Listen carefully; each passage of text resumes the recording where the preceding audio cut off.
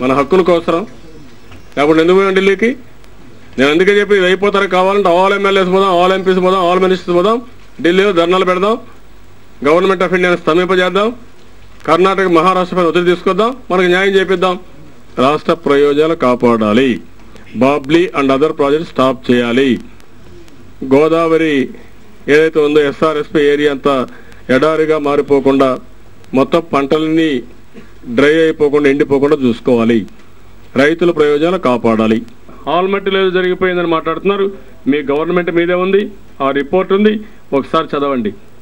ఆ రోజు సాక్షాత్ ఈ దేశ ప్రధానమంత్రి ఒక రాష్ట్రాన్ని ఆయన ఓన్ స్టేట్లో అన్యాయం జరుగుతుందని, దానికి ఆయన కూడా బాధ్యుడని చెప్పి మేము 5 మంది చీఫ్ మినిస్టర్స్తో కమిటీ వేయించి యూఎఫ్లో 5 మంది కూడా రిపోర్ట్ ఇచ్చారు. ఈరోజు ఆ పరిస్థితి కూడా మీకు లేదు. ఆ రోజు డిఫరెంట్ పార్టీస్ 3 గవర్నమెంట్లు మీరు సయోధ్య చేసుకోలేకపోతే